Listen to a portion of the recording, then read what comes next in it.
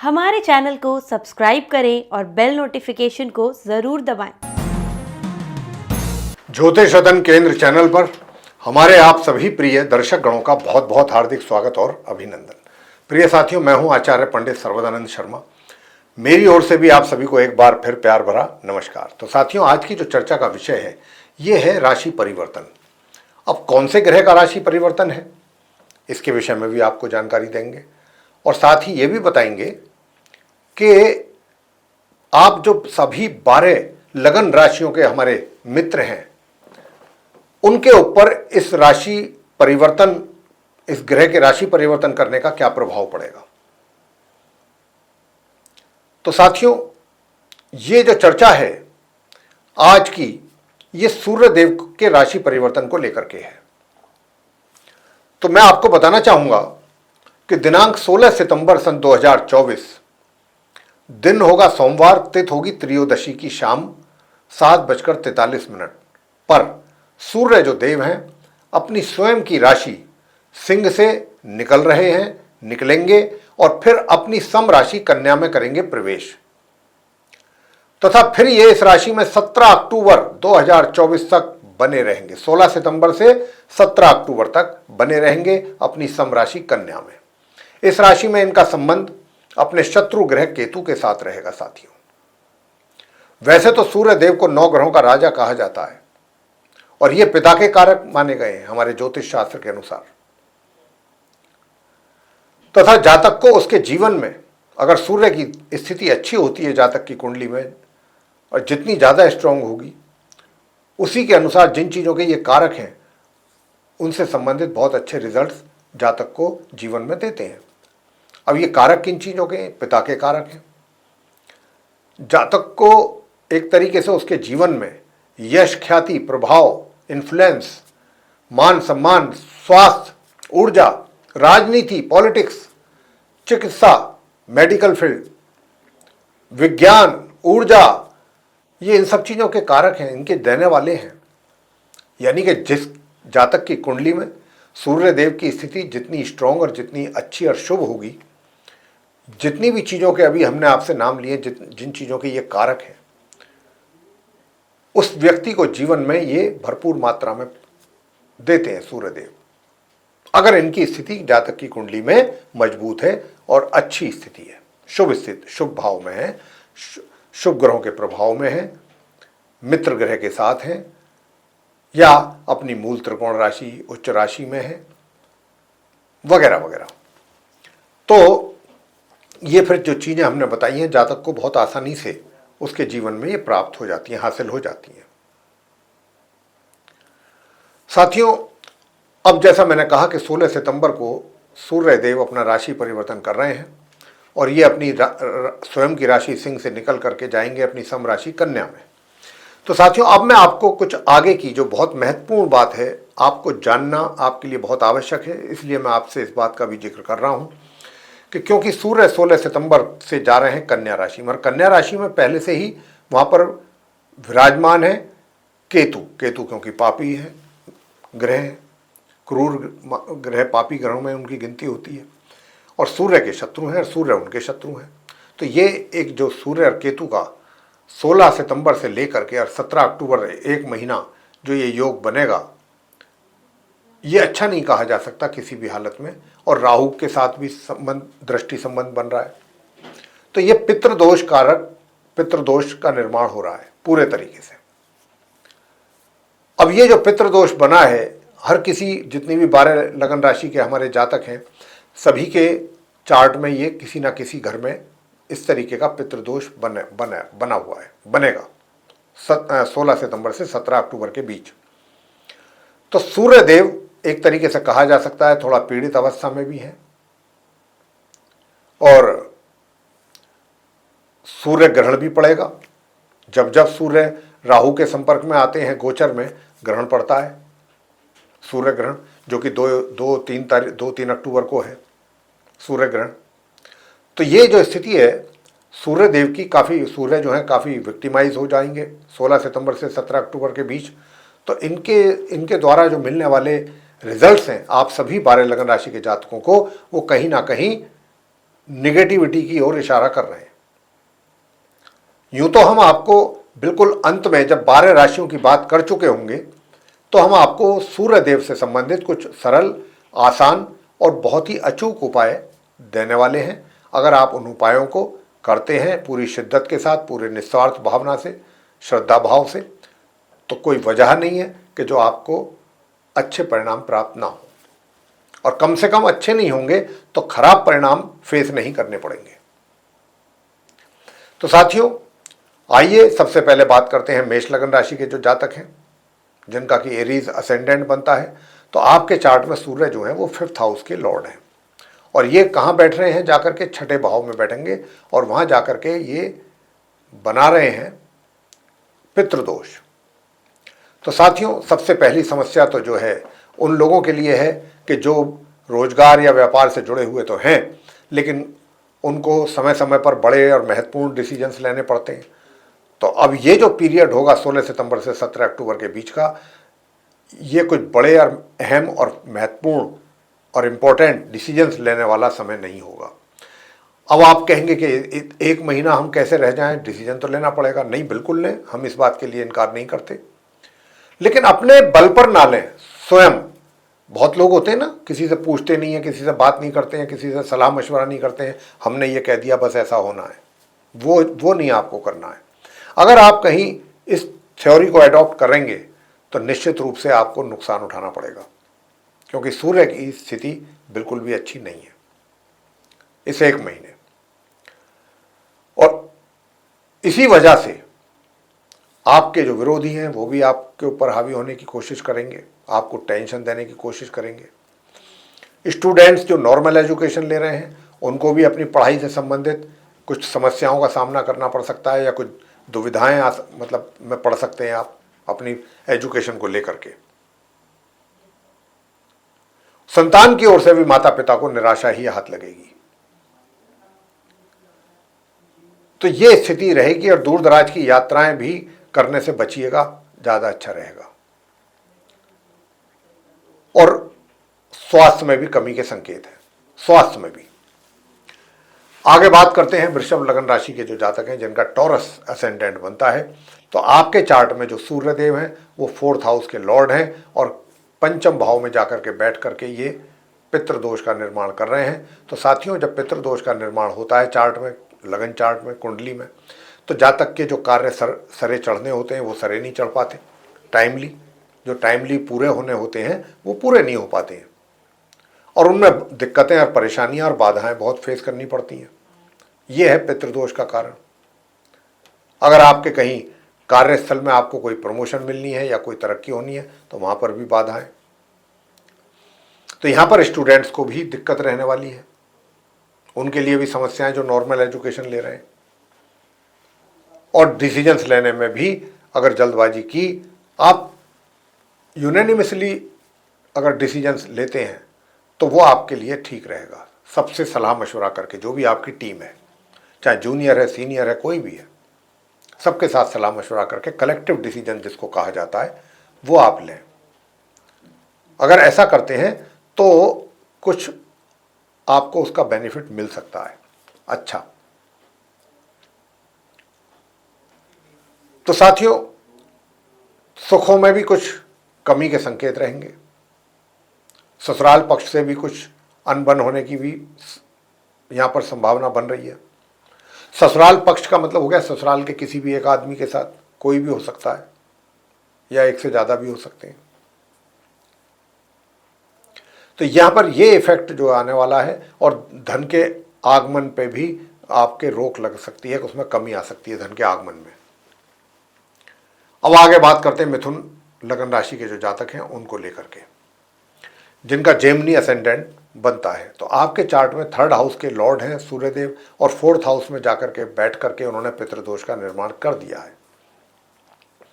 पितृदोष का निर्माण होने से आपको आपके कार्य स्थल पे जरूरत से ज्यादा चैलेंजेस, और चैलेंजेस भी ऐसे के जो प्रॉब्लम्स के साथ जुड़े हुए आएंगे, नंबर ऑफ प्रॉब्लम्स। तो सूर्य देव यहां पर ये काम कर रहे हैं, और आपके सुखों में भी कमी करेंगे। और जो जनता है, अगर आप कोई लीडर हैं, पॉलिटिकल लीडर हैं, तो जनता की ओर से भी जो स्नेह और प्यार आपको मिलना चाहिए उसमें कमी रहेगी। छोटी दूरी की यात्राएं करने से बचिएगा। छोटे भाई बहनों के सहयोग और प्यार में भी कमी का एहसास होगा। ये भी आपको हम बता रहे हैं। और यदि आप कोई पब्लिशर हैं, कोई पोइट हैं, स्टेज आर्टिस्ट हैं, सिंगर हैं, तो भी आपको दिक्कतों का सामना करना पड़ सकता है। अपनी कोई भी नॉवेल है, नॉवेल को पब्लिश कराना है, अगर आप राइटर हैं, तो ऐसे जिन चीज़ों के भी हमने नाम लिए हैं उन चीज़ों में आपको संघर्ष की स्थिति होती दिख रही है, क्योंकि सूर्य विक्टिमाइज है। आगे बात करते हैं जो कर्क लगन राशि के जातक हैं। कर्क लगन राशि के जातकों को बताना चाहेंगे कि आपके चार्ट में जो सूर्य हैं वो सेकंड हाउस के लॉर्ड हैं, मार्केश भी हैं, और थर्ड हाउस में जाकर के ये बैठ रहे हैं। अब क्योंकि ये थर्ड हाउस में जाकर के बैठ रहे हैं साथियों, तो यहां पर ये पितृदोष का निर्माण हो रहा है। अब क्योंकि यहां पर पितृदोष का निर्माण हो रहा है, तो यहां पर आपकी छोटी दूरी की जो यात्राएं अगर आपको करनी पड़ती हैं उसमें दिक्कतों का सामना, दूर दराज की यात्राओं को लेकर के भी समस्याएं पहले से ही बन रही हैं, और अब शॉर्ट डिस्टेंस जर्नी में भी दिक्कतें पैदा हो रही हैं। मेहनत करने में, यानी कि जितनी मेहनत आपके द्वारा की जानी चाहिए उसमें भी कमी के संकेत हैं, और भाग्य जो प्रबल आपका होता हुआ दिख रहा था उसमें भी कमी है। तो ये कुछ इस प्रकार के, और आप अगर अपना प्लानिंग करके भी धन संचय करना चाहेंगे या कहीं इन्वेस्ट करना चाहेंगे उसमें भी आपको नुकसान उठाना पड़ सकता है, इस बात का भी ध्यान रखिएगा। अब बात करेंगे आगे सिंह लगन राशि के जातकों के लिए, जिनका कि सिंह लगन बनता है, यानी कि लियो असेंडेंट। तो साथियों आपके चार्ट में क्योंकि सिंह राशि है, तो सिंह राशि के स्वामी स्वयं अपना सूर्यदेव है। अब सूर्यदेव जो हैं लगन भाव के स्वामी होकर के और सेकंड हाउस में जाकर के बैठ रहे हैं अपने शत्रु के साथ, अपनी समराशि कन्या में। लेकिन यहां आकर के घर परिवार के सदस्यों के साथ भी बिगाड़ खाता करवाएंगे ये, तो आपको बहुत समझदारी से काम करना है। काफ़ी कुछ आपके और आपके परिवार के बीच में तनातनी के भी संकेत हैं, लेकिन घर के बड़े बुजुर्ग जो हैं वो चीज़ों को समझाने की कोशिश करेंगे, नॉर्मल करने की कोशिश करेंगे आप लोगों के बीच में। अब मैं आपसे बताना चाहता हूं कि देखिए, धन का जो संचय अगर आप करना चाहते हैं तो उसमें भी कमी के संकेत हैं। प्लानिंग करके भी आप अपना उस प्लानिंग को भी पूरी तरह से इम्प्लीमेंट कर पाएं, इसको लेकर के भी यहाँ पूरा डाउट है। अब बात करते हैं कन्या लगन राशि के जातकों के लिए, जिनका कि विर्गो असेंडेंट है। तो प्रिय साथियों देखिए, क्योंकि आपके चार्ट में जो है द्वादशेष है, सूर्य 12th हाउस के लॉर्ड होकर के लगन भाव में तो बैठ गए हैं। तो लगन भाव में बैठना तो अच्छा होता है, व्यक्ति को मान सम्मान की प्राप्ति होती है, लेकिन साथ में शत्रु ग्रह केतु भी हैं, सामने राहु हैं, तो कहीं ना कहीं पोजीशन आपकी जो समाज में बनी हुई है उसमें कुछ ना कुछ कमी के संकेत मिल रहे हैं। और दशम भाव की अगर हम बात करें तो दशम भाव में भी मेहनत अधिक करनी पड़ेगी, तब जाके कुछ लिमिटेड मात्रा में रिजल्ट सामने आएंगे। वैवाहिक जीवन की मैं बात करूंगा तो देखिए, वैवाहिक जीवन भी कहीं ना कहीं थोड़ा सा उसमें सुखों में कमी क्लियरली नजर आती है। आगे बात करेंगे जो हमारे तुला राशि के मित्र हैं, जिनका कि लिब्रा असेंडेंट बनता है। साथियों आपके चार्ट में लाभ भाव के स्वामी हैं सूर्यदेव, और द्वादश भाव में जाकर के बैठ रहे हैं। पहली बात तो यह है कि जितनी इनकम होगी उससे अधिक खर्चे। मित्रों के सहयोग की अपेक्षा बिल्कुल ना करें आप, जब तक सूर्य की स्थिति ऐसी है। पूरे एक महीने 16 सितंबर से 17 अक्टूबर के बीच खर्च की अधिकता रहेगी। दूर दराज की यात्राएं भी करेंगे तो उससे भी आपको विशेष लाभ कोई नहीं मिल पाएगा, उसमें दिक्कतें परेशानियां भी उठानी पड़ेंगी। और आपको, यानी कि आपका जो स्वास्थ्य है वो भी थोड़ा बिगड़ सकता है, स्वास्थ्य में भी कमी।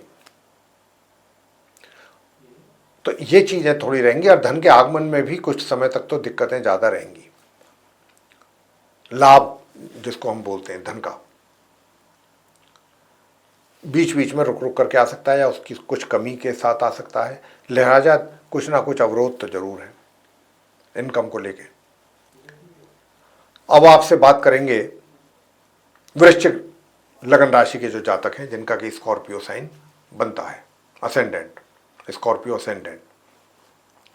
अब क्योंकि आपके चार्ट में दशम भाव के लॉर्ड हैं, वृश्चिक राशि के जो जातक हैं उनके चार्ट में दशम भाव के लॉर्ड हैं सूर्यदेव, लेकिन ये बैठ रहे हैं धन भाव में जाकर के, लाभ भाव में, और वहाँ पर इन्होंने पितृदोष बना दिया, तो लाभ में कमी, सीधा सीधा लाभ में कमी, और आपके कार्य क्षेत्र में भी आपको अधिक मेहनत, परिश्रम और कठिनाइयाँ आपको झेलनी पड़ेंगी सूर्य के कारण।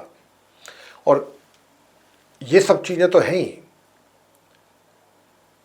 कहने का भाव ये हुआ कि देखिए, जो रिजल्ट्स की मैंने बात की है आपके करियर को लेके, तो पहले ही कुछ समस्याएं थीं, अब ये पितृदोष और बनने के बाद और ज़्यादा समस्याएं हो गई। यानी कि आपका सीधा सीधा आपके कार्यों में रुकावटें। अगर कहीं पहले आपके प्रमोशन की बात चल रही थी, तो अब वो मामला सारा दब जाएगा। तो ये कुछ ऐसी स्थिति बन रही है। अब आगे बात करते हैं धनु राशि के जो हमारे जातक हैं, धनु लगन राशि के, सजिटेरियस असेंडेंट बेस्ड जो पर्सन्स हैं। तो मैं बताना चाहता हूँ कि आप धनु लगन राशि के जातकों के लिए कि भाई आपके चार्ट में जो सूर्य देव हैं वो नवम भाव के लॉर्ड हैं और दशम भाव में बैठ रहे हैं, तो कहीं ना कहीं आपके लिए आपके कार्य क्षेत्र से संबंधित समस्याएं आपको झेलनी पड़ सकती हैं। और तो और पदोन्नति की तो बात भूल जाएं, एक तरीके से अवनति के भी चांसेस बन रहे हैं, जो मैं कहना नहीं चाह रहा हूं। तो आपको धनु राशि के जातकों को, धनु लगन राशि के जातकों को बहुत ही अपने कार्यस्थल से संबंधित बहुत सचेत रहने की आवश्यकता है, बहुत ज़्यादा सावधानी पूर्वक कार्य करने की आवश्यकता है। किसी के चक्करों में बिल्कुल ना पड़े, अपने काम से काम रखें, काम करें, रिपोर्ट दें अपने सीनियर्स को और चुपचाप करके अपने घर आ जाएं। अन्यथा परेशानी में तो आपको इन्होंने डाल देना है, सूर्यदेव ने। अब बात करते हैं मकर लगन राशि के जातकों के विषय में, जिनका कैप्रिकॉर्न साइन है। तो प्रिय साथियों, जो आप हमारे मकर लगन राशि के जो जातक हैं उनके लिए मैं बताऊंगा कि आपके चार्ट में अष्टम भाव के लॉर्ड हैं सूर्यदेव, और नवम भाव में जाकर के भाग्य में अवरोध पैदा कर रहे हैं। अगर आप कोई धार्मिक यात्राएं करते हैं उसका भी पूरा लाभ आप नहीं ले पाएंगे, और घर के बड़े बुजुर्गों के साथ भी थोड़ा बहुत संबंधों में कमी आ सकती है। और जो हायर स्टडीज़ करने वाले स्टूडेंट्स हैं उनको भी अपनी पढ़ाई से संबंधित समस्याओं का सामना यहाँ पर करना पड़ सकता है। और पराक्रम में भी कमी, मेहनत जो आप कर रहे थे अब तक उसमें भी कमी। और अगर कोई घर के बड़े बुजुर्ग, आपको ऐसा लगता था या ऐसा आप कहते हैं कि ऐसा कुछ संकेत थे बुजुर्गों की ओर से कि कुछ आपको वो गिफ्ट के तौर पर इमूवेबल प्रॉपर्टी आपके नाम करें, तो वहाँ पर भी एक तरीके से समझ लीजिए कि अब लॉक लग गया, ताला लग गया। तो ऐसी स्थिति यहाँ पर बन रही है सूर्य की स्थिति कमज़ोर होने के कारण। अंत में बात करेंगे, अब आगे बात करेंगे कुंभ राशि जो है, कुंभ लगन राशि के जो जातक हैं जिनका कि एक्वेरियस असेंडेंट बनता है। तो आपके चार्ट में 7th हाउस के लॉर्ड हैं सूर्य, और छठे अष्टम भाव में जाकर के बैठेंगे कन्या राशि में और पितृदोष का निर्माण करेंगे। तो अब क्या देखिए, अगर आप पार्टनरशिप में कोई काम कर रहे हैं प्रिय साथियों, कुंभ लगन राशि के जातक किसी के भी साथ, तो अभी हाल फिलहाल पार्टनरशिप बिल्कुल 1 महीने के लिए भूल जाएं। कोई भी आप अपनी ऐसी एक्टिविटी ना चलाएं, क्योंकि 16 सितंबर से 17 अक्टूबर तक सूर्य जो हैं वो कुंभ लगन राशि के जातकों के चार्ट के 7th हाउस में एक तरीके से अपना 7th हाउस के मालिक होकर के अष्टम भाव में ये अपना 16 सितंबर से 17 अक्टूबर तक रह करके इस प्रकार के रिजल्ट देंगे जैसा हमने अभी आपको बताया। और ये वैवाहिक जीवन में थोड़ा कमी करेंगे। पार्टनरशिप में तो ये नुकसान आपको उठाना पड़ सकता है, साथ ही वैवाहिक जीवन में भी कलह, कलेश, ये सब रहने की संभावना है। जीवन साथी के स्वास्थ्य में कमी, और घर परिवार के सदस्यों के साथ भी झगड़ा फसाद। कुछ अच्छे रिजल्ट सूर्य के ओर से मिलने की संभावना बिल्कुल नहीं लग रही है 16 सितंबर से लेकर 17 अक्टूबर के बीच में। अंत में बात करते हैं मीन लगन राशि के जो जातक हैं जिनका पाइसेस असेंडेंट बनता है। तो आप जो मीन लगन राशि के जातक हैं, आपके चार्ट में छठे भाव के लॉर्ड हैं सूर्यदेव और बैठे हैं 7th हाउस में अपने शत्रु ग्रह केतु के साथ, और राहु के साथ उनका दृष्टि संबंध बन रहा है। तो ये 7वां घर जो है, मैं तो यही कहूँगा मीन लगन राशि के जातकों का भी हाल फिलहाल काफ़ी एक तरीके से वीक हो गया है, कमज़ोर है। तो अभी अगर आप कोई विवाह करने की प्लानिंग कर रहे हैं तो विवाह उसमें भी सक्सेस नहीं होंगे। अभी फ़िलहाल उसमें कोई होने का आपका चांस हमें मिल नहीं रहा। और पार्टनरशिप में भी अगर किसी के साथ काम कर रहे हैं तो वहाँ भी नुकसान उठाना पड़ सकता है। और साथियों, विवाह का योग जो बनना चाहिए उसमें भी कमी है। अभी विवाह करने में भी अगर करने की प्लानिंग है तो उसमें दिक्कतें आ सकती हैं। तो ये चीज़ें रहने वाली हैं। वैसे तो धन की स्थिति तो आपकी काफ़ी मजबूत मुझे दिख रही है, तो धन को लेकर के तो कोई समस्या यहाँ पर हमें नज़र नहीं आ रही।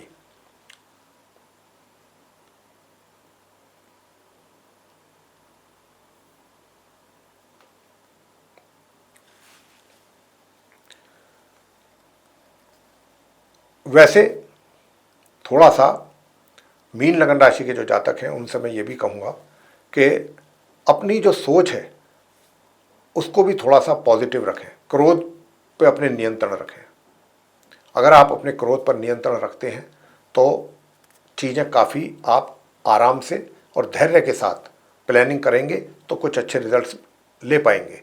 अन्यथा जल्दबाजी में और इम्पेशेंट रहेंगे, अगर आप एग्रेसिव भी रहेंगे तो अच्छे रिजल्ट्स प्राप्त नहीं कर पाएंगे, ना ढंग से प्लानिंग कर पाएंगे, और उसके कारण फिर आपके मान सम्मान में भी कमी आ सकती है।